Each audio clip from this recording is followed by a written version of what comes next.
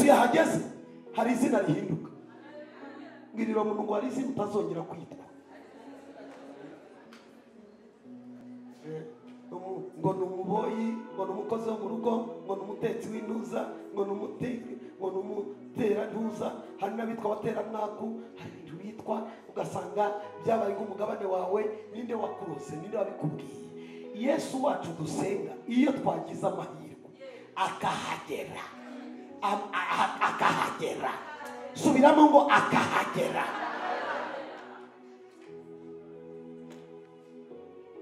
Wahekwaga arigenda. Kanongere gusobanura ivuga ngo mwijuru hari Imana isobanura ibyasobanura.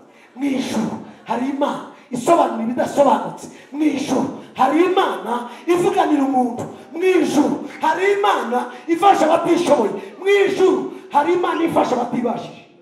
Abafite Bibiliya zacu tubumbure ubutumwa bwiza bwa Yesu Kristo uko bwanditswe na Mariko igice cya 2. Turasoma umurongo wawo wa 1 tugere kuri 5.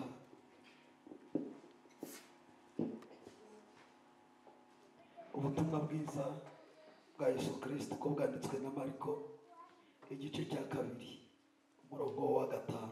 Nuko hahise iminsi asubira i Kaperinawumu, bimenyekana yuko ari mu nzu. Benshi bateraniraho buzura inzu barenga no mu muryango. Nuko ababwira ijambo ry'Imana.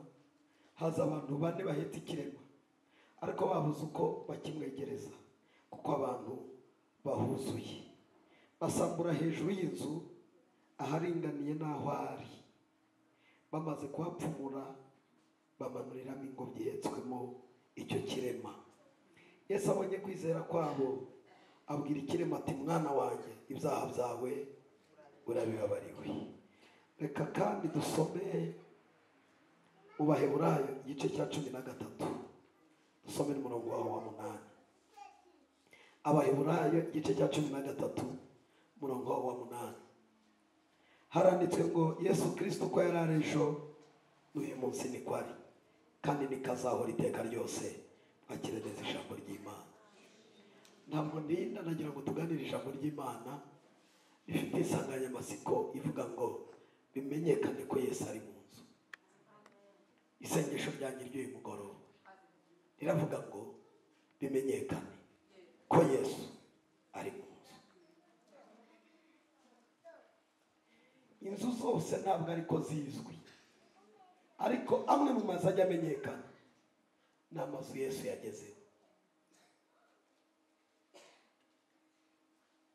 Imitima y'abantu nayo igira uko iteye, ariko umutima wagezwemo na Yesu nawe ugira uko umera. Uyu mugoroba turaganira ijambo rivuga ngo bimenyekane ko Yesu ari mu nzu. Yesu ashimwe cyane. Mariko wanditse iyi nkuru yagiye avuga ku bitangaza Yesu yakoze. Abivuga byenda gusa na Matayo, ariko Luka ari umudogiteri wari warize avuga ku bitangaza bya Yesu arabimanuka byose arabirangiza. Ariko Mariko agiye kwandika iyi nkuru yanditse neza, aravuga ngo Yesu agarutse i Kaperinawumu. Hari ubwo yari yarahigeze ngo bamwakira neza banezerewe. I Kaperinawumu ni ahantu hamwe mu Yesu yakoreye ibitangaza byinshi. Kubera iki yakoreye ibitangaza byinshi? I Kaperinawumu hari ahantu hasa n'ahaciriweho iteka. Ni mu misozi imwe yitwa ngo ni iya Zebuluni n'iya Nafutali. Muri iyo misozi niho bavuga ngo habaga igikombe cy'igicucu cy'urupfu. Hari ahantu hatari heza, ariko icyazanye Yesu ni ugufata ahantu habi akahindura, ni ugufata abantu babi akabahindura, ni ugufata amateka mabi akayahindura. Icyo cyazanye umwami wacu. Reka tumukomere amashyi. I Kaperinawumu ni abantu bamwakiranye umunezero, bamwakirana ubwuzu, kuko yaje avuga amagambo meza batigeze bakira. Iwabo wa Yesu Nazareti ahava atakoze ibitangaza byinshi, bitewe n'uko banze kumwakira. Teka ryose reka mbabwire amakuru, uzabona igitangaza kivuye ku muhanuzi bitewe n'urukundo wamukunze. Uzabona igitangaza kivuye ku mukozi w'Imana bitewe n'uko wamwemeye. Nutamukunda ntumwemere, ntabwo amagambo amuvamo azakubera igitangaza. Yesu yakoze ibitangaza byinshi, abikora ahantu henshi, ariko abamwemeraga bakakira amagambo avuga nibo babonye ibitangaza. Urashaka kubona ibitangaza biva mu muhanuzi, mwemere, akira amagambo avuga, akuhindukira ubuzima, bizakubyarira ibitangaza. I Kaperinawumu baramwakira, inzu ivugwa nibatubwira nyirayo. Reka da, no mu busobanuro bwa Bibiliya n'abagerageje gusobanura bashatse kuba muri mu nzu ya Simoni. Simoni ariwe Petero, ariko ntabwo ari byo. Iyi nzu ntivugwa, havugwa inzu gusa, ariko nyirayo ntabwo. Icyambika inzu yawe, ubwo idafite nyirayo nibi yawe, Yesu ayinjiremo bimenyekane kari mu nzu. Ubwo idafite nyirayo, Yesu nayinjiremo, icyamba karari wawe bikamenyekana ko yahageze. Kabone niyo yaba shabureti geto, icyamba kayinjiramo bikamenyekana ko yageze mu nzu. Kabone niyo yaba cyari icyumba na salo, icyamba Yesu akayinjiramo bikamenyekana. Ijambo mfite bimenyekane ko ari mu nzu, bimenyekane ko ari mu nzu iwacu. Uyu mugoroba ntubashaka gusenga, reka mbabwire, aho Yesu yaciye hose hari ahataramenyekanye, ariko muri iyi nzu zaramenyekanye. Fasha bivuge ko Mwuka bifasha. Haleluya. Ngo Yesu ageze mu nzu, abantu baza ari benshi, inzu iruzura. Muzi igisobanuro cy'aho Yesu yageze? Abantu baraza. Turi kubona abantu bakuvuyeho, Yesu naza baziza. Abagutaye, Yesu naza baziza. Ntimureba abagabo twirirwa dusenyera baduta n'abagore baduta. Yesu yinjiye mu nzu bikamenyekana, bariza. Nge nabonye umugabo wicyuye, nukuri umugabo yarahukanye amara imyaka 8, abyara kundi mugore abana 2, yarasize 4, ntibabaye 6. Akajya abwira umugore akamubwira ngo ariko urasenga ngo nzaza, ata sha uzakora. Rega mwana ngo tuwirirwa aragiye ku mavi, wirirwa ngo agiye harya ngo kanyarira ngo banguka mutabare, ati ninza tuterisha irarora nzaza mbona. Imana kuko ari Imana nziza, nziza ikorera ibintu mu gihe cyayo, itajya yibagirwa, ikunda abanzwe, itagita batawe, yita ku batagira shinge na rugero. Ihagurutse umuzungu muri Amerika w'umwana w'umukobwa, bari barahishe 94, abamaze kumutanga baravatira twaramubayishiye, naho ni umutware. Musaza we aramurihira ajya kwiga muri Amerika, arongorerwa muri Amerika.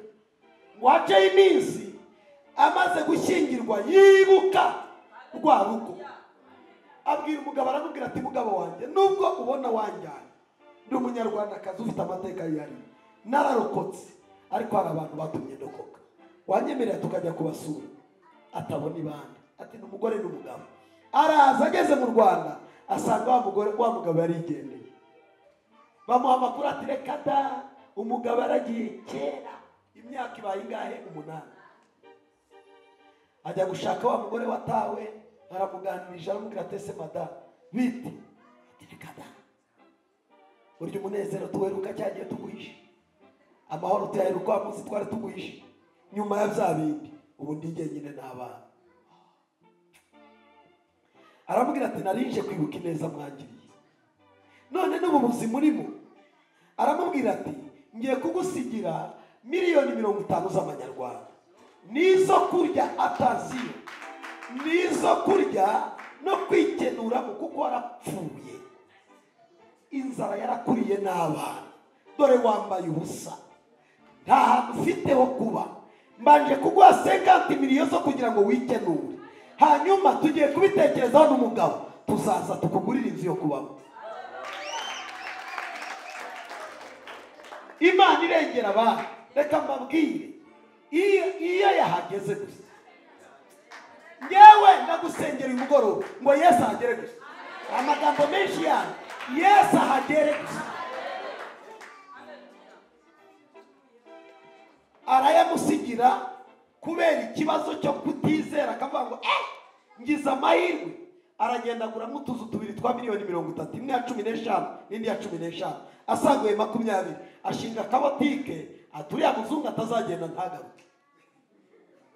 Kuko ndabizi n'uyu mwanya waguhaye kurya ushobora kuyabarira n'imibare itavamo. Avuga ati aha, iyi ni Imana ije n'indayijera, ntawakizera ko bisangira bikagaruka. Ariko iyi Imana yaje, iza yaje, iba yaje. Vuga ngo iyo yaje irahatinda. Arabikoze ariyeranje nk'umuntu, umugore yurira indege n'umugabo basubiye i Burayi. Amezi 3 gusa bagarukanye miliyoni 200 zo kumugurira akazu. Baramubwira ati noneho ga bitese y'amafaranga warikenuye. Ati naguzemo akazu, nguramo n'akandi, dore n'akabotike nashinze. Yarayo kwikenura. None se uwagaburiye abana ati bari ibishoboka. None se ubarambaye bambaye ibishoboka. None se ikibazo twari twakuye karayo kurya ati ntabwo nanize ko muzaga. Ubu hari abantu Imana icaho bakabata sinjye warota yagaruka itagaruka nirwa. Tujya tuyigirira icyizere. Hari iminsi yakunyuzeho irashaka kongera kugaruka. Hari iminsi wigeze uyibona irashaka kongera kugaruka. Hari iminsi wigeze uvuga ubuhamya irashaka kongera kuguha ubundi buhamya. Hari iminsi wigeze uvuga ngo Imana yanjye ugiye kongera gusubiramo ngo Imana yanjye. Baricaye baraje baramuganirije baramubwira tuva noneho turashaka tukugurira inzu nziza. None se utwo tuzu waguze turiye atubagezaho. Barebye baravuga ati ntacyo waragerageje ariko turashaka kuguha inzu. Arabwira ati ko kagira Imana mumbabarire mbasabe izi miliyoni 200 nimungurire mwitarenze y'ijana, hanyuma izindi 100 muzimbe rwose. Baramubwira ati ibyo usaba turabyemera. Aragiye agura inzu ya miliyoni 100 nziza, ugira ngo iroroshye, irimo aka etaje ko mu kirere, ntabwo ari kadastere, vuga ngo hejuru. Aragiye amaze kubikora, amakuru nikamenyekana, avanga amakuru ajya amenyekana. Umugabo ari yarahunze, yavuze ko niyo bagira gutata azamuca ibyeye. Kandi gabene dati yo bavuze bangara ku magambo bavuze. Ariko Imana igisenya amagambo y'abagabo, yasenya n'ay'abagore. Kuko hari abagore bigize abagabo bakavuga rimwe nk'Imana, ariko nta muntu uvuga rimwe nk'Imana. Imana nivuga bikaba, yategeka bigakomera. Ariko ijambo ryavuzwe n'umwana w'umuntu igihe icyo ari cyo cyose ryata agace. Anytime ryata iki? Amenya amakuru ko noneho yaguze etaje, aganira n'uwo yari yarinjiye aramubwira turibuka ko naje ndasezeye, nyemerera mbaze subire ku mugore njye gusezera. Ubwo nubona ngarutse ngo nzaba ngarutse, nubona kandi ntagarutse uzaka. Arasezeye, muzehe yafashe igikapu kubita ku rutugu n'imbumburi azijugunyeho. Aradodoherwa. Madamu wari usigaranye abana 4 warakubititse. Amenya naho yagiye, arahamenya. Ati muraho, ninde ukomanga? Ati ni papa w'abana. Papa w'abana wahe bo mwururu. None se bagenzwa n'iki? Reka tuvugane gatoya. Aragukinguriye aramwicaza kuko Imana ari yaramubwiye ngo naza uzamukingurira, naza uzareke yinjira, naza uzamureke wumva ibyo avuga, kandi nasaba ngo mugumane uzamureke azabashe. Yicaye muri sala areba diva. Arafata se wa mugore we ninde wakoze? Bati ni Yesu. none se byagenze gute? Aramazi atahubwo ikikugenza n'iki? Ati najenje burya ya magambo navuze nayavuze ari ubusazi. Reka burya ari n'igihe dusara tugahubuka mu magambo, ariko mbabarira rwose najenje. Niba unyemereye umva ndahita nkizwa no mu rusengero turajyana. Umva si ugukizwa gusa, Imana yawe nzayikorera. Si ukuyikorera gusa, yewe nzayiryama n'imbere. Umva ba mama, Imana ni Imana ijya ivuguruza amagambo abagabo bavuze. Araza uyu munsi bari kumwe bagendera mu modoka nziza, ariko umutima buriya nubura kumubwira ati yigendemo, Yesu yari yarabivuze. Hahirwa abazi kwinjiza Yesu muri, hahirwa abantu bazi kwinjiza Yesu mu byabo. Icyambuye umugoroba akamenyekana kari nibimenyekana abijyanye bazigarura. Abakuvuyeho ntabwo uzatelefona, telefone y'Imana iguhamagarira bijyanye mu izina ryane, ariko bimenyekane ko ari mu nzu cyangwa biriwe muntu ngo bimenyekane ko ari mu nzu. Bimenyekane ko ari mu nzu. Ubu hari imiryango yirirwa ibareba ngo mwarasaze, ngo Yesu mwakurikiye bamariye iki, ngariko igihe wasengeye, amaturo watanze, ibya 10 watanze, abagucyurira ntibawe. Humura ajya amenyekana kari mu nzu. Sengesho senga Yesu amenyekane mu nzu yawe, Yesu amenyekane mu rugo rwawe, Yesu amenyekane mu bana bawe, Yesu amenyekane aho hantu, aho nyine vuga ngo aho arashaka Yesu agaragara. Kandi Imana ibinkorere. Hari ahantu wasebeye, hari ahantu watereye isaro, hari ahantu wasuzuguriwe, hari ahantu witiwe izina ritari ryo, hari ahantu wamburiye agaciro, hari ahantu watukiwe, hari ahantu abantu bakubwiye ngo Imana yawe ni iki. Aho hantu vuga ngo aho hantu kuri uwo musozi mwitiwe ko mutari ubwoko, mutari abana b'Imana, mutari abantu b'Imana, niho nifuza ngo Yesu ahagaragara.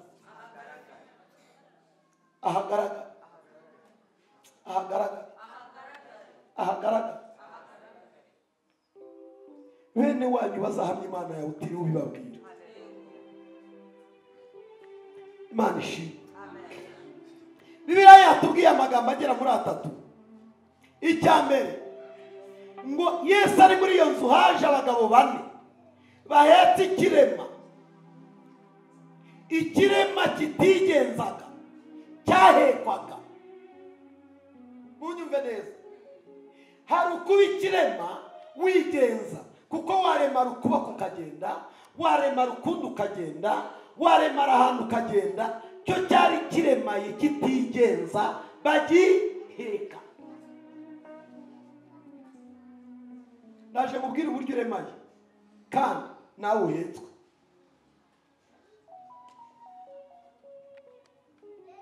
Baragiye no kuri yanzu, bahageze basanga umubyigano ni wose. Ngo bahagere baravuga tumva rero byaturangiranye. Dore ibyago bari bafite, bahuraga n'abantu bavanga ubundi se muramujyana huzuye. Byagize ute? Muracaze. Muza abantu nababwiye ba mbere mugomba kwanga, babyarangiye. Ngiriwe umuntu ngo wange ibintu byabyarangiye.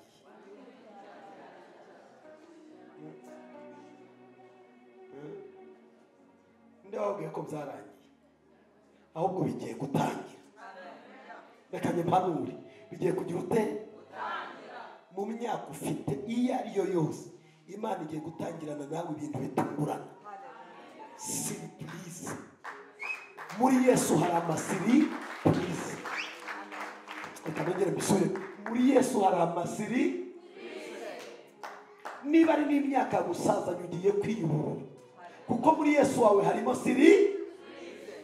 Ndababwiye batangira kubabwira ati uyu muntu muzanye huzuye muramukiranye. Bariyumvira baravuga ngo aya magambo nituyitaho turasubizayo umuntu. Bafata ingazi barurira ku nzu itari yabo, barayisakamo badasabye uburenganzira nyirayo. kuko nibasaba uburenganzira nyirayo ntabemerere. Baravuga ati dukureho isakaro, bateganya naho Yesu ari. Dore ikintu cyiza kijya kinezeza, nubona Yesu ahari hatinde, kuko twatinze naho Yesu atari. Twari twicaye tumara umwanya naho Yesu atari. Twaririye ibiryo byinshi ahantu Yesu atari. Twanywereye ibintu byinshi aho Yesu atari. Nubona ahantu hari Yesu hatinde. Ngiriwe umuntu ngo nubona Yesu ahari ujye hatinde. Umva ijambo rikomeye. Bakuraho igisenge kitari icyabo, bamanurira umurwayi wa Yesu ari. Ngo Yesu abonye kwizera kwabo. Icyama Yesu akabona kwizera kukuri. Kwizera kwatumye utega, kwizera kwatumye uhaguruka, kwizera kwatumye usiga ibyo wasize, kwizera kwatumye uta ibyawe, kwizera kwatumye wiyambura ibyo wari bujyemo, kwizera kwatumye ufata uyu mwanya. Ijambo rya mbere, ubabarirwa icyaha icyo ari cyo cyose, cyaba icyo mu babyeyi, cyaba icyo mu nkomoko, cyaba icyo wakoze, Imana ikubabarira. Yesu aravuga ngo mwana wanjye ibyaha byawe urabibabarira. Niryo jambo rya mbere. Muzi impamvu ari ryahereyeho, nicyo kintu gikomeye cya mbere. Mu bitangaza Yesu ajya akora, igikomeye ni ugutanga imbabazi. Liberation. Muzi liberation ni umuntu wakatiwe agahabwa imbabazi. Yes. Liberation, ngira ngo ubuyobozi bwacu bw'igihugu bugira muri systeme ya gereza izo arizo zose habaho icyo bita liberation conditionnelle. Liberation conditionnelle ni imbabazi zitangwa na perezida wa repubulika. Perezida wa repubulika niyo bagukatira urwo gupfa, afite uburenganzira bwo kuvuga ngo hawe iki imbabazi. Abo wahemukiye, abo wagiriye nabi bagace, ugaturana nabo ukaba hagati muri bo kubw'imbabazi za perezida. Arakomeye. Hejuru ye nta wundi ubaye usibye Imana. Ni nayo mpamvu ujya ntangara y'abantu bamuhangara bakamutuka. Nubona umuntu atuka perezida, utuka Imana aba yaramaze we kugerayo neza. Kuko ntiwatuka perezida ngo wubahe Imana utareba. Wawibaho tukabeshyana. Nubona umuntu yahangaye gutuka umuyobozi w'igihugu n'Imana, aba yarayisuzuguye kera. Arubaha Imana ataruzi, yananiwe kuba umuyobozi ukora igihugu. Muri iki gihugu no mu bindi bihugu mwumva, umuyobozi bita perezida wa repubulika niwe muyobozi hejuru y'abandi bayo, hejuru y'aba Imana gusa nta wundi bayo, hejuru ye nta wundi bayo n'Imana gusa. Arica agakiza, ashyira ikuzimu agakurayo. Rero icyo bita imbabazi kirakomeye. Imbabazi z'Imana zibe ku muryango wawe, imbabazi z'Imana zibe ku rugo rwawe, imbabazi z'Imana zibe ku mugabo wawe, imbabazi z'Imana zibe ku mugore wawe, imbabazi z'Imana zibe ku muryango ukomokamo, imbabazi z'Imana zibe ku muryango washatsemo, imbabazi z'Imana niduzakiriye atari haleluya. Kubera ko ibitekerezo byacu byishwe n'ubutayu, ntabwo dushobora gusingira imbabazi z'Imana. Iyo ubutayu bwakwishe wumva ari ikintu kiri cipo, nta gitangaza kirenze imbabazi z'Imana. Reka nongere mbisubiremo, ibitangaza byose Yesu yakora, icya mbere ni imbabazi. Nta kiri hejuru, byose biri anda y'imbabazi. Kugutabara ni imbabazi, kuguhesha akazi ni imbabazi, kuguhesha kubyara ni imbabazi, kuguhesha gutura ni imbabazi, kuguhesha kwishyurirwa umwenda ukunaniye ni imbabazi, kuguhesha kubona ibyo wabuze ni imbabazi, kuguhesha gukira indwara.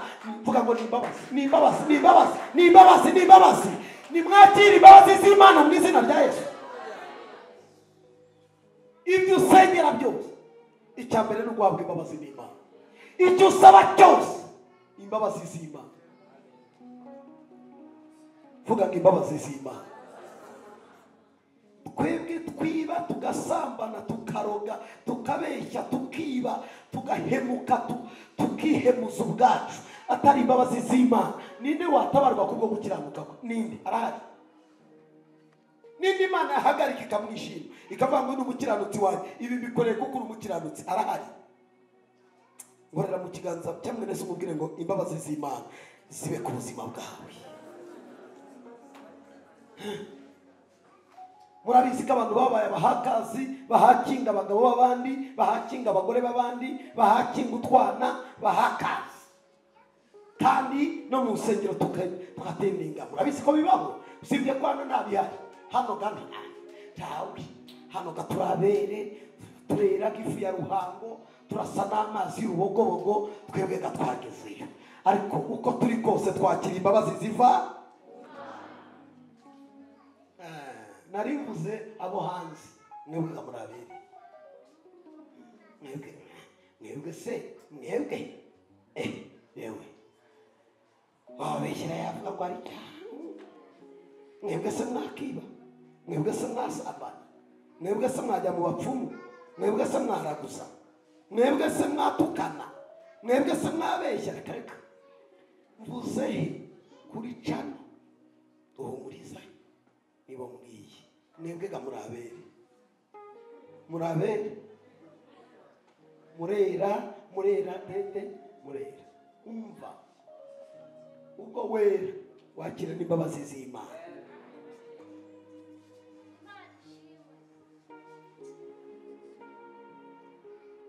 Kuki Yesu atavuze ngo urakize mbere? Yaravuze ngo mwana wanjye, kwizera kukuri kuguhesheje imbabazi. Ya ni ijambo rya mbere. Ijambo rya kabiri, amukora ku mubiri, ibyara ubumuga biragenda, arigenza. Uwaje bamuhetse yatashye agira ute? Ibyo byose ni imbabazi z'Imana. Iyo ni favor. Favor y'Imana nize ku buzima bwawe. Favor y'Imana nize ku rugo rwawe. Favor y'Imana nize ku bavandimwe bawe. Favor y'Imana nize mu itorero. Favor y'Imana. Haleluya, haleluya. Bwana asifiwe. Haleluya, haleluya, haleluya. Hari ijambo rya mbere nshaka kukubwira. Wowe bahekaga ugiye kwigenza. We bahekaga ugiye kwigenza. Bene wanyu baguhetsa iminsi ugiye kwigenza. Inshuti ziguhetsa iminsi ugiye kwigenza. Uwo mubana yaguhekaga ariko nawe ugiye kwigenza. Ku kibazo cyawe Imana igiye kuguha amaguru yo kwigenza. Kimwe cy'umuntu ufite ibibazo, iyo uhekwa urasuzugurwa. Ubuzima bwo guhekwa bwa mbere buhamagara igisuzuguriro. Umuntu yagutegera tika ko kurihira ariko ntazakurihira umwaka wose. Umuntu yaguhahira kugaburira ariko ntazakugaburira umwaka wose. Umuntu yagucumbikira ariko ntazagucumbikira ubuzima bwawe bwose. Umuntu yagufasha kubaho ariko ntazagufasha ubuzima bwawe bwose. Umuntu yagufasha kugira aho uva naho ugera ariko ntibizaba ubuzima bwawe bwose. Dore dufite Imana igira ikiremo yarangiza ikagikomeza.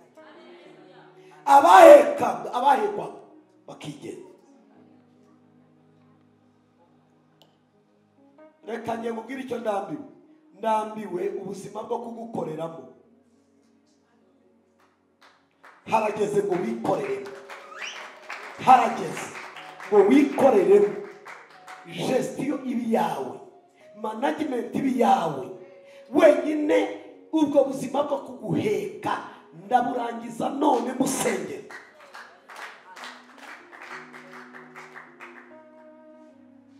Uzi ko iyo utabisengeye bikokama. Bwana asifiwe.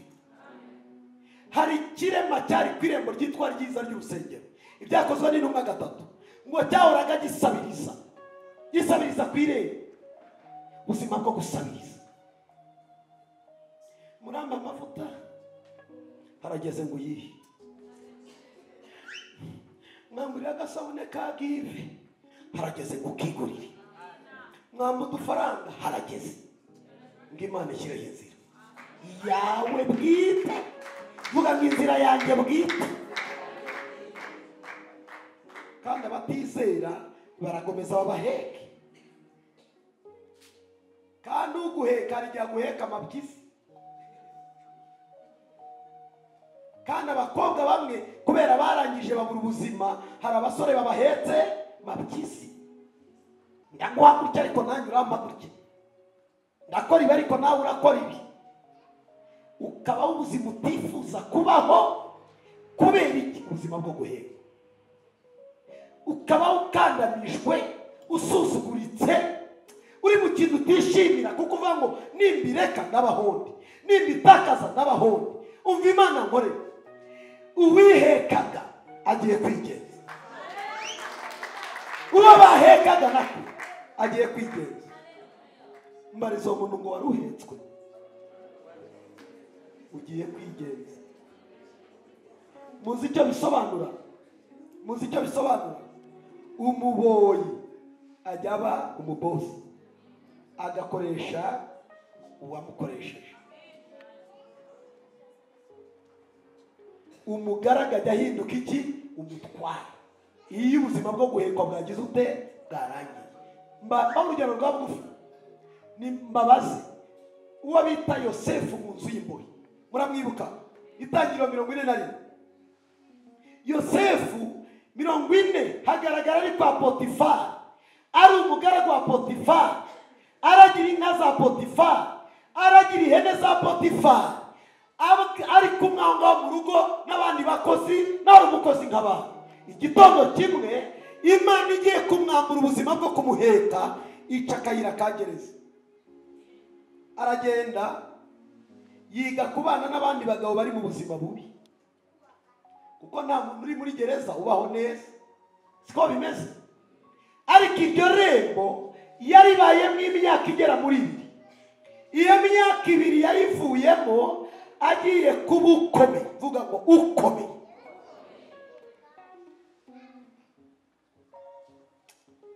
Ugiye kuba ukomeye. Ntabwo reka mbabwire, bizambabaza n'intunga abakristo mbwira ibintu bigasa naho imitwe yabo itabyumva, kuko ntushobora kuzageraho amaso yawe atareba ngo hagere. Ntushobora kuzaba ibirenze iyerekwa rikuri. Ijambo riri mu Migani igice cyaho cya 23:7 hari ijambo rivuga ngo kuko umuntu atekereza mu mutima we, ariko ibi mbabwira ni mu byumva mukabyizera mukabisengeramo muzababyo, ariko nutabyizera ntuzababyo.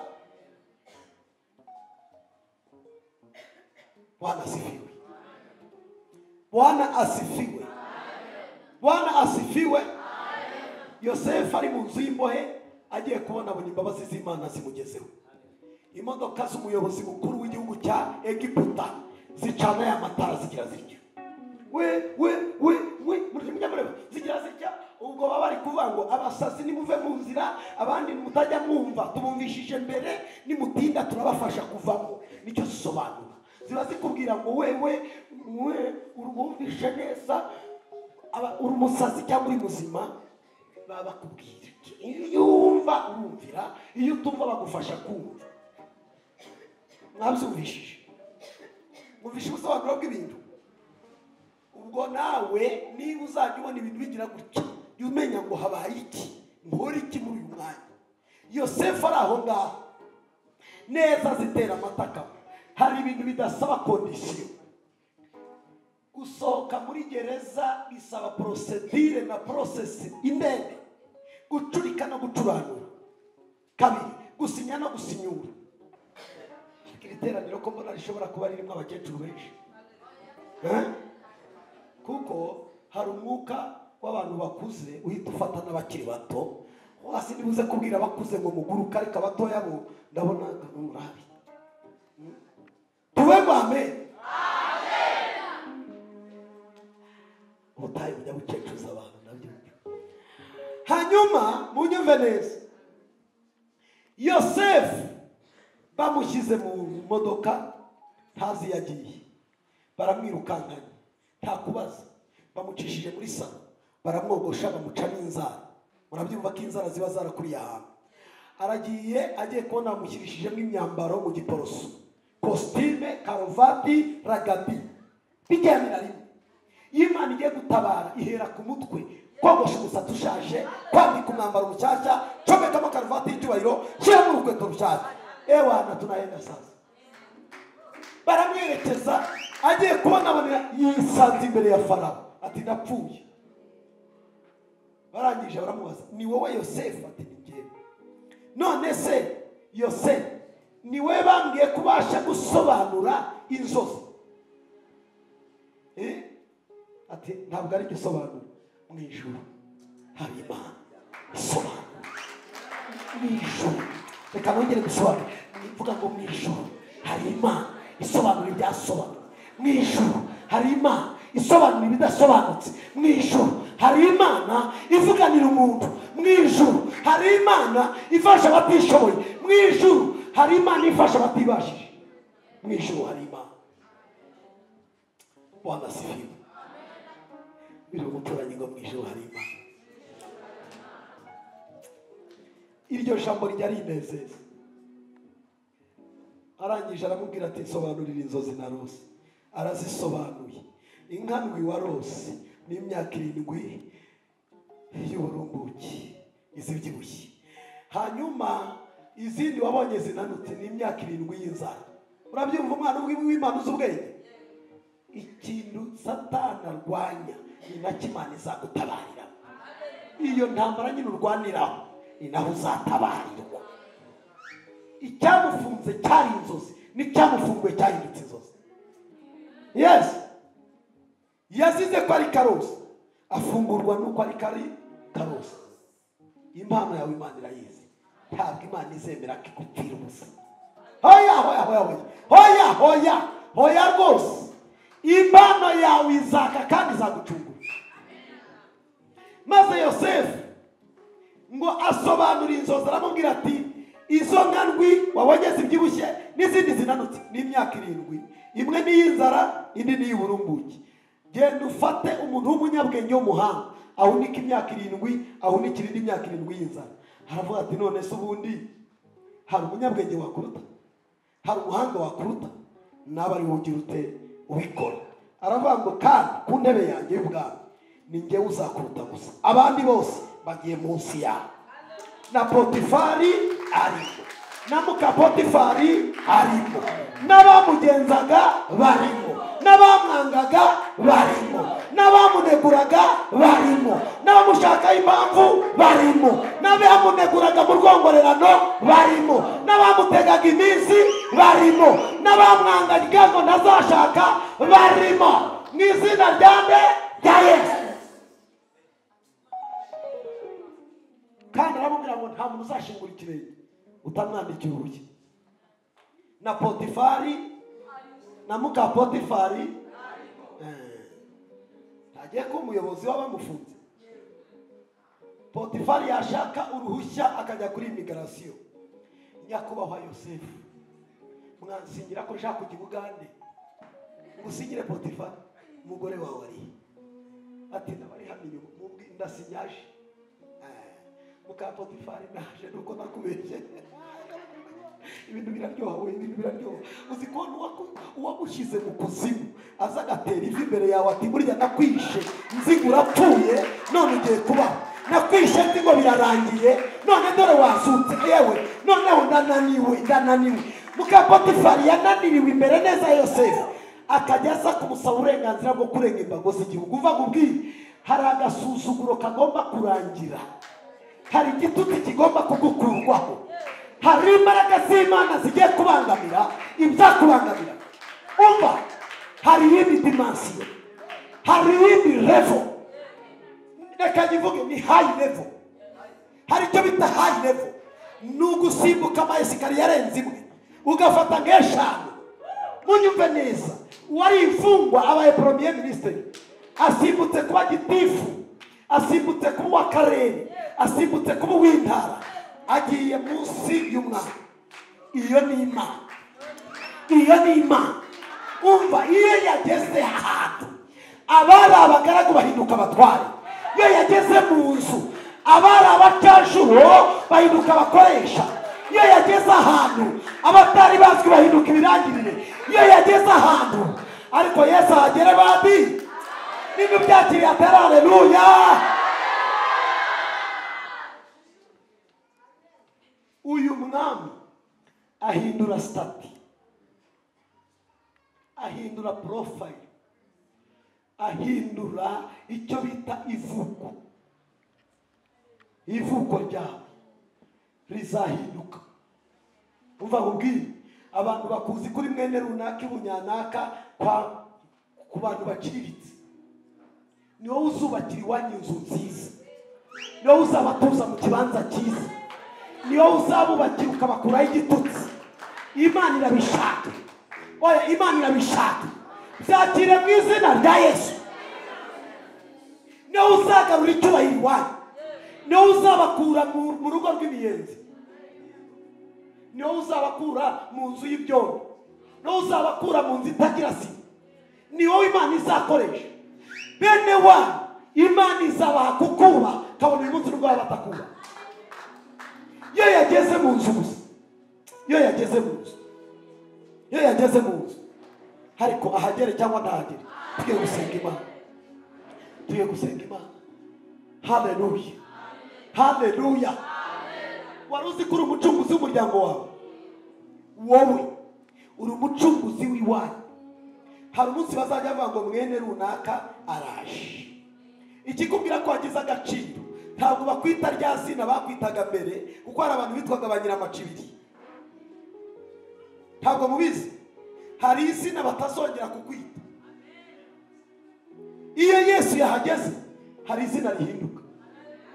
Ngirira umuntu ngo hari izina utazongera kwitwa. Ngo ni umuboyi, ngo ni umukozi wo mu rugo, ngo ni umutetsi w'intuza, ngo ni umuteka, ngo ni umuterantuza. Hari n'abitwa abateramwaku, hari ibintu bitwa, ugasanga byabaye nk'umugabane wawe. Ninde wakurose? Ninde wabikubwiye? Yesu wacu dusenga, iyo twagize amahirwe akahagera, akahagera, subiramo ngo akahagera.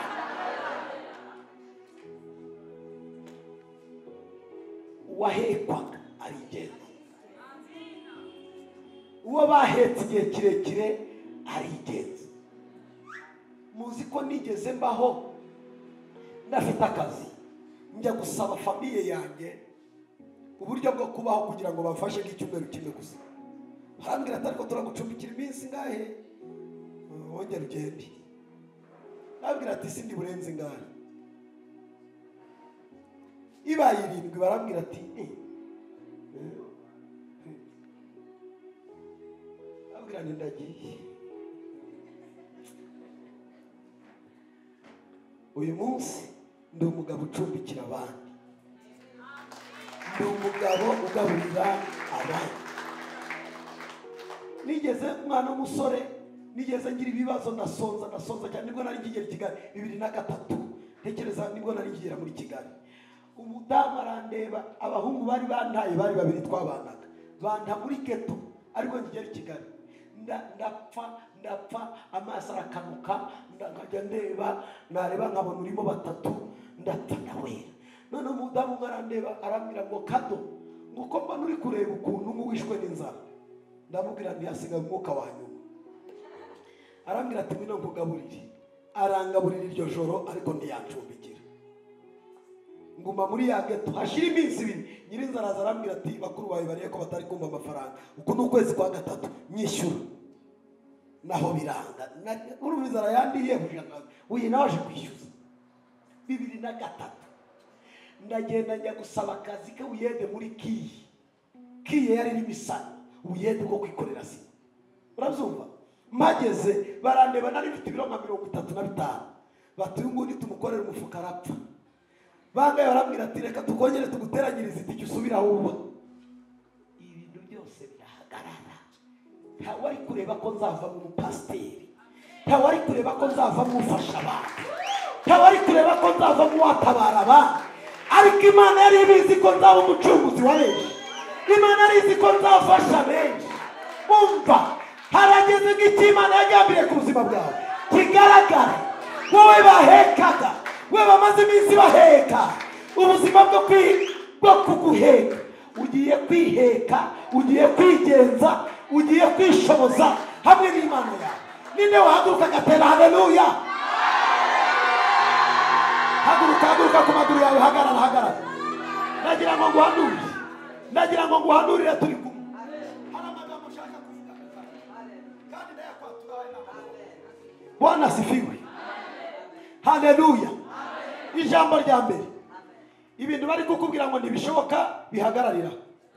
Nije kukubwira ngo biracyashoboka. Niba jewe wari ugeze ku munsi wo gupfa, mbaye umukozi w'Imana, ntayitagukura, ntanayitagugeza, ntayitaguvana, ntanayitagugeza. Umva, ejo ni heza nugumana na Yesu. Ejo ni heza, Yesu nimukomeza muhagararanye. Ijambo ni rimwe gusa, agera iwawe ahatinde, mu mutima wawe ahatinde, mu rugo rwawe ahatinde, muri famiye yawe ahatinde, mu izina ryanjye nidubyakira tera. Haleluya.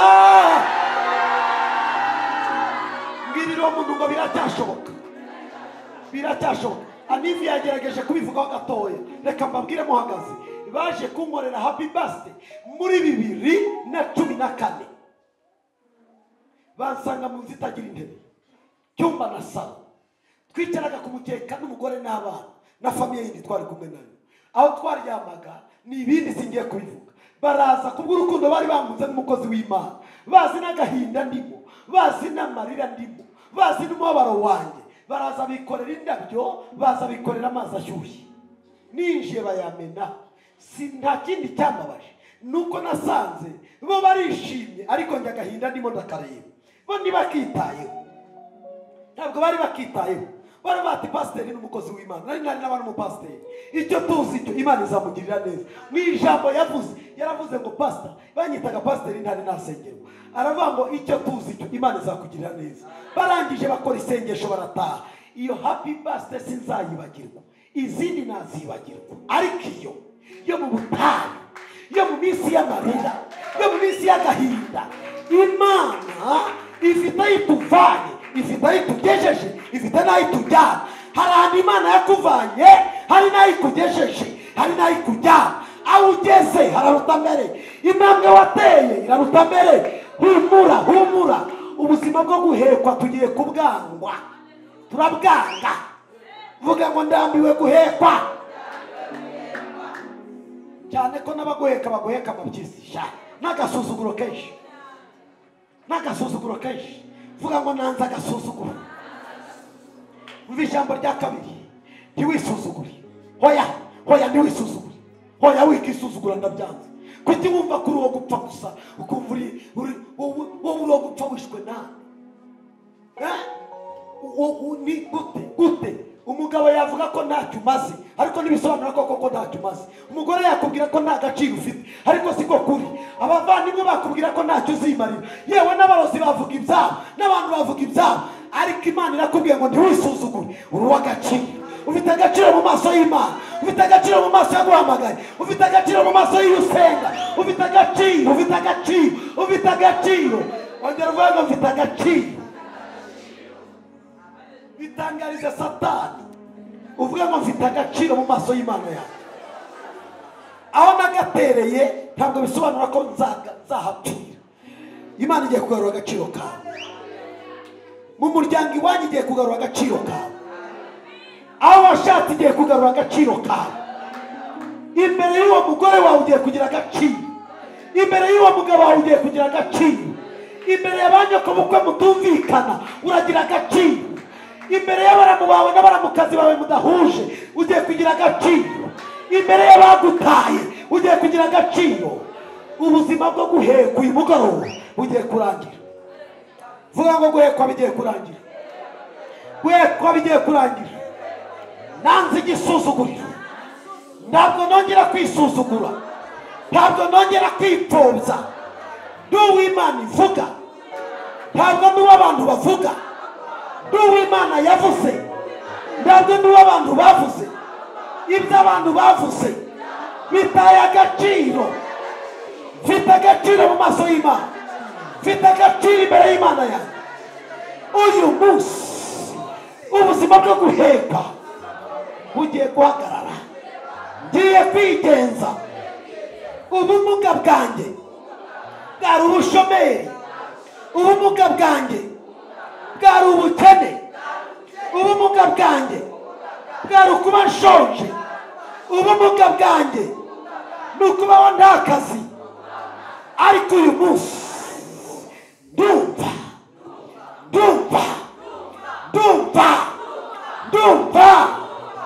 hari icyo Imana igiye kunkorera.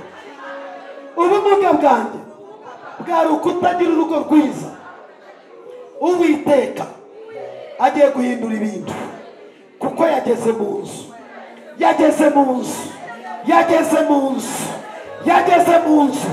uyu mugoroba, yageze mu nzu, yamenye ikibazo gihari, yamenye uburwayi buhari, yamenye amadeni ahari, yamenye amarira ahari, yamenye ingorane zihari, yamenye uko urara, yamenye uko wirirwa, yamenye uko ubanye n'abantu. Uyu mugoroba Imana igiye kuguheka,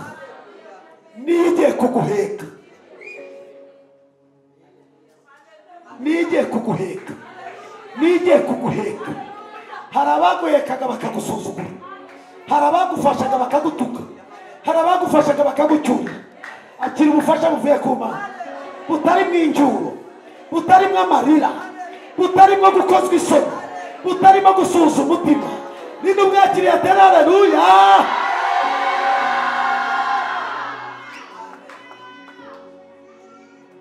Bwana asifiwe. Haleluya. Imana igiye gusubiza abasenze, amategeko n'amabwiriza ntibikurikizwa. Oya, abasenze hagara tugiye gusenga, mpagaze amasaha nanjye atari make, muhagare tugiye gusenga Imana. Reka mbabwire, Imana igiye gutabara Esiteri na Morodekayi, itegeko ry'umwami ntiryirengagijwe. Umva nkubwire ku bwa feva y'Imana, ku bw'imbabazi z'Imana, hari itegeko rigiye kwirengagizwa. Ariko Mana yanjye, abantu bano ntibafashwa. Mwagiye mufashwa mukabwira Imana ngo Mana, ubwo amategeko agiye kwirengagizwa na kino n'igikorwa. Umva nkubwire, ntimuzi ko hari amategeko igihugu cyacu kigira asetinze, hari ayirengagizwa kubw'ijambo ry'ukomeye. Ntimubizi?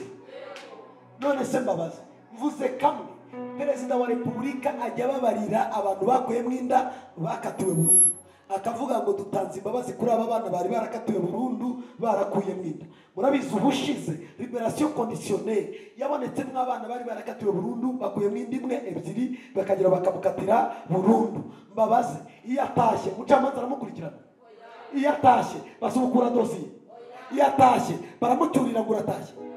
Hari amategeko n'amabwiriza bijya byirengagizwa. Umva, nyumva neza, kubw'imbabazi z'Imana, kubw'imbabazi hari bigiye kwirengagizwa. Imana iragutabara sa condition, iragutabara nta condition, kuko hari amategeko yirengagizwa. Uriya muntu wasakambuye igisenge, mwumvishe ikirego cya nyirinzu ajya kumurega? Bariya abantu bane basakambuye igisenge, mwumvishe urubanza rwabo?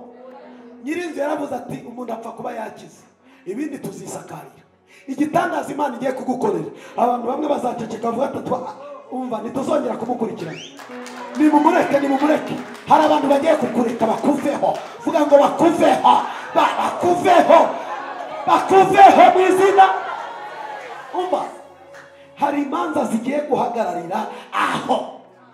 Reka nongere mbisubiremo, iyo Imana itanze imbabazi, hari imanza zihagararira aho. Ibirego bigahagararira aho, hagakurikizwa itegeko ry'ukomeye gusa. Ukomeye ninde?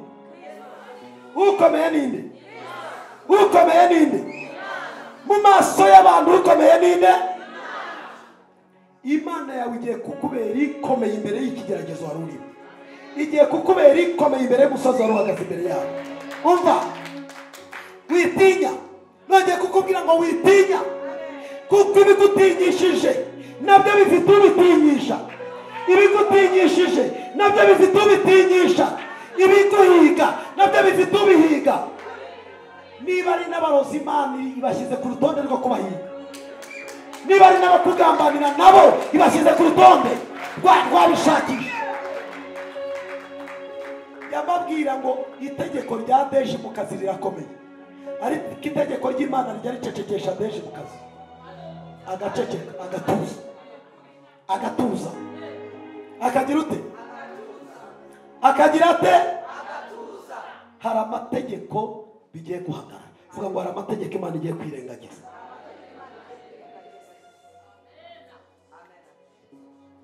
Jambo rya gatatu, itegura impinduka. Aho uri itegura impinduka. Muri iyo nzu yawe hari ibintu bishaje bigiye gusohoka. Ushyire ku rutonde utuntu dushaje. N'inzu ishaje urayivamo ujye mu yindi. Umva, niba ari n'akazi warambiwe katari keza, Imana igahindura. Niba ari n'imibereho warambiwe, Imana ije kuyihindura. Itegura impinduka, kuko aho Yesu yageze impinduka ziraba. Bwira uwo muntu muri kumwe ngo impinduka zigiye kuba mu rugo, zigiye kuba bakozi b'Imana, impinduka zigiye kuba muri Izera. Ndagira ngo ujye ubwira uwo muri kumwe, reka mubwire ngo hagomba kuba impinduka. N'umaririya mbwira uwo mukobwa w'inyuma yawe, tera intambwe wegerere Liliane hano, mujye mubwirana. Ijambo ryose risohoka mu kanwa ni ijambo ry'Imana rihindura ibintu. Ubu wababwira ibiri kuba muri aka kanya, ikuzimu bagiye mu kiriyo, mu ijuru impundu ziri kuvuga, ijuru rirataramye. Mubwire ngo itegure impinduka. Mu byo ukora itegura impinduka. Aho uba itegura impinduka. Ibyo washakaga itegura impinduka. Irembo ryawe riruguruwe, we wahekwaga ugiye kwigenza. Bimubwire mu izina rya Yesu. We wahekwaga ugiye kugira ute? Kwigenza. Hari umuntu byakira ati haleluya, haleluya. Dore ijambo rikomeye Imana yambwiye. Abantu muri gusengera abantu badakijijwe bagiye gukizwa. Mu miryango yanyu badakijijwe bagiye kugira ute? Bagiye gukizwa. Uwo nguwo nyine wari warabaye nk'amagufi, musengera reka da akarushaho gushayisha. Hari amaboko agiye kumufata, hari imbaraga zigiye kumufata, hari ubwiza bw'Imana, hari amavuta y'Imana agiye kumufata. Vuga ngo aramufata. Aragira ate? Aramufata. Abasinzi bagiye kuba bavuga butumwa, abari indaya bagiye kuba batanga buhamya, abaraguzaga bagiye gusenga, abaterekeraga bagiye gupfukama imbere y'Imana. Hari imiryango yanyu igiye kuza kuri Yesu, igiye kuza kuri Yesu. Hari abagabo bagiye kuza kuri Yesu, hari abadamu bagiye kuza kuri Yesu, hari abana bagiye kuza kuri Yesu. Ninde ubyakiriye atera haleluya? Vuga uriya araza kuri Yesu. 38 irangiye, Yesu arahanyura aramubona, aramubwira ati haguruka. Muhagurutse, ufate umuntu mu kiganza umwe gusa, mufate mu kiganza umwe, apana bose, fata umwe, mufate gutya wenyine muhagarara. 38 irangiye, Yesu we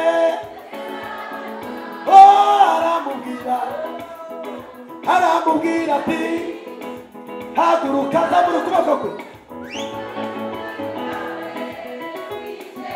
Aramubwira haguruka ikorere.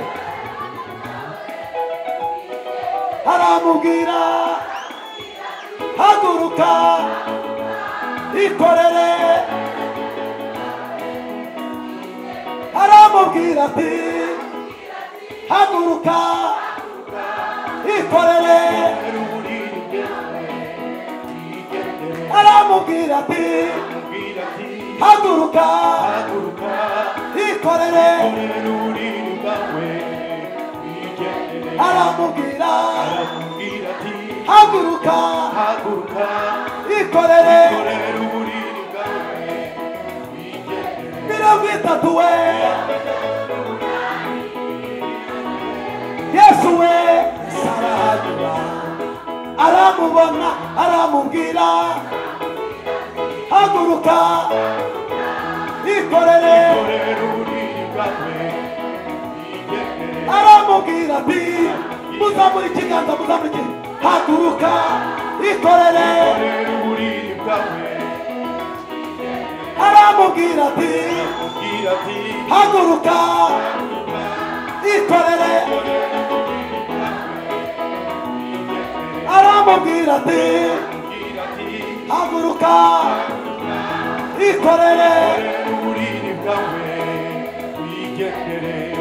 haleluya umva manure ukumuhagurukije niko Imana iguhagurukije igihe cyo kwicara cyarangiye igihe cyo kwicara udakora kirahagije cyarangiye igihe cyo kwicara nta kazi cyarangiye igihe cyo kwicarana uburwayi cyarangiye igihe cyo kwicarana amadene cyarangiye igihe cyo kwicarana intambara cyarangiye igihe cyo kwicarana uburwayi 38 igize ute umva ijambo mpanura uyu mugoroba umva mpanurira ubuzima bwawe hari ibintu bigiye guhita birangira aka kanya birangijwe aka kanya sinyira uwo muntu mu mugongo ngo hari ibintu birangijwe musinyeho mubwire ngo hari ibirangijwe musinyeho mubwire ati Imana yawe ni Imana igira ibyirangiza ikabirangiza neza ikabirangiza neza ikongera ikabirangiza ikongera ikabirangiza ikongera ikabirangiza Ereko sobarakaka riba siya enewa eriko shata rado ibo sita ibo eniwa sha bile telekota laka sidewa eniwa shata vuga ngo birara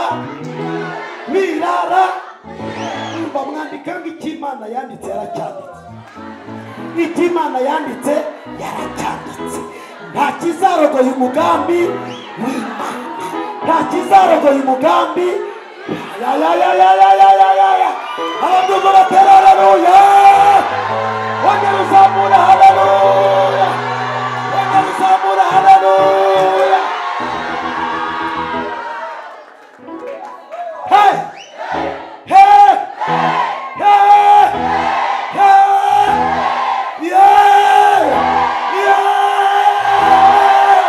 yeah dosika sata raka shamba taiwa shaka icyo yanditse yagize ute umva reka ntangaze ibintu indwara hari zigiye gukira burundu mureba umubwira ngo uburwayi hari ubugiye gukira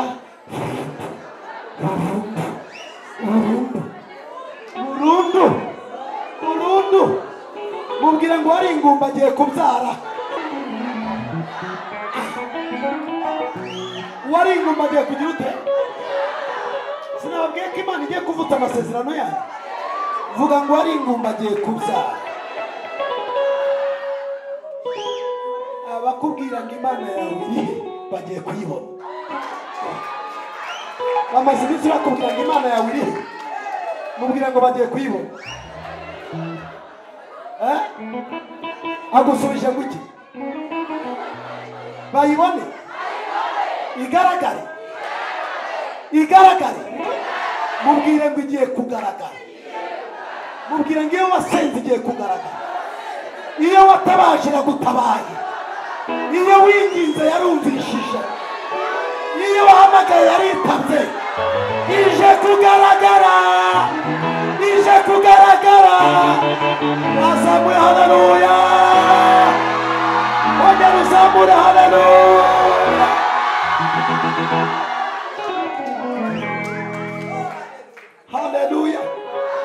haleluya umwijima ugiye guhunga hari umwijima wari wacu ukuweho umwijima usobanura iki igihe cy'amarira igihe cy'intambara igihe cy'ibibazo igihe cyo gusoza umutima igihe umuntu yumva nta jwi rimuhumuriza igihe yumva nta jwi ry'ubutabazi icyo ni igihe cy'umwijima kigiye kurangizwa ku buzima bwawe ku buzima bwanjye hari igihe cy'umwijima Imana ikunje kugira ngo kirakunjwe mu izina rya Yesu kirakunjwe mu izina rya nde umucyo urarashe ibwira mwene so ngo umucyo urarashe, umucyo urakurasiye, umucyo urarashe. Wayongera bimubwire ngo umucyo urarashe, umucyo urarashe. Haleluya. Ijambo ndikubona ku musozo. Akarengane warengane, Imana ije kukurenganura. Akarengane wakorewe, Imana yarakabonye, Imana ije kukurenganura. Akarengane wakorewe, Data yarakabonye, yarakabonye mu ijoro, yarakabonye ku manywa, yarakabonye uryamye, yarakabonye usenga. Akarengane wakorewe, Data yarakabonye. Akira kurenganurwa n'Imana, akira kurenganurwa n'Imana, akira kuvuganirwa n'Imana, akira kuvuganirwa n'Imana. Amarira agiye gushira, amarira agiye gushira, intambara zigiye gushira. Oria baba sekata laka shataria siyabo. Hari inzara tuzavuga mu mateka, hari inzara tuzaga tuvuga ngo twarashonje ariko turarya. Uyu munsi ari Imana yakoze. Bwana asifiwe. Uwahekwaga agiye kwigenza, uwahekwaga agiye kwigenza, kwigenza, kwigenza, kwigenza. Vuga ngo ngiye kwigenza. Byature abambetse ndabashimiye, abambetse neza, abambetse mabyisi, abambetse incurike n'icuranure. Mana nagushimiye ko ngiye kwigenza, nagushimiye ko ari amaguru yanjye ngiye gukoresha, hari imbaraga zanjye ngiye gukoresha, hari ubwenge bwanjye n'Imana tugiye gukoresha. Oria baba seka tarashaiba elbo sita riasha. Oria baba seta rakashaibo.